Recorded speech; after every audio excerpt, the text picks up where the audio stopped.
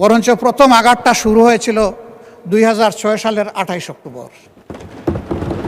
ওখান থেকেই ফ্যাসিজমের জন্ম। ক্ষমতায় না এসেই তারা কি করবে ক্ষমতায় আসলে সেদিন অগ্রিম জাতিকে জানিয়ে দিয়েছিল। মাননীয় স্পিকার, জুলাই অভ্যুত্থান, 90-এর গণ অভ্যুত্থান, 71-এর মহান মুক্তিযুদ্ধ, 52-র ভাষা আন্দোলন, 47-এর পাকিস্তান আন্দোলন, এই সবগুলো একটা আটটার সম্পূরক। এই পর্যায়ে আমরা এসেছি, কোনোটাকে অমান্য করে আসতে পারবো না। আমরা শুধু 2009 থেকে 2024-এর 5 আগস্ট পর্যন্ত আমরা নির্যাতিত বা মজলুম ছিলাম না, বরঞ্চ প্রথম আঘাতটা শুরু হয়েছিল 2006 সালের 28 অক্টোবর। ওখান থেকেই ফ্যাসিজমের জন্ম। ক্ষমতায় না এসেই তারা কি করবে ক্ষমতায় আসলে সেদিন অগ্রিম জাতিকে জানিয়ে দিয়েছিল।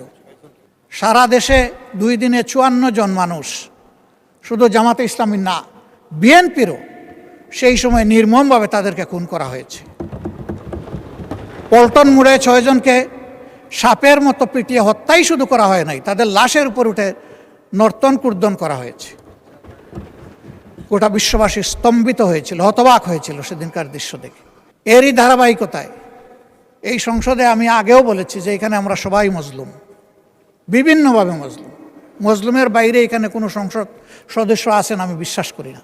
এটা মজলুমের মিলন মেলা। আসলে এই জায়গায় আমরা চাচ্ছি আগামীর একটা বাংলাদেশ এমন হোক যেই বাংলাদেশে আর কোনো আইন এবং সংবিধানের দোহাই দিয়ে কোনো ফ্যাসিবাদ ফিরে আসবে না। ফ্যাসিবাদের দাফন করতে চাই আমরা। এই জন্যই আমরা বলি যে একটা নতুন বাংলাদেশ দেখতে চাই। এই নতুন বাংলাদেশের মানে এই না যে এর ভৌগোলিক সীমারেখা বদলে যাবে, এর ফ্ল্যাগ বদলে যাবে, এর সব কিছু বদলে যাবে। নো।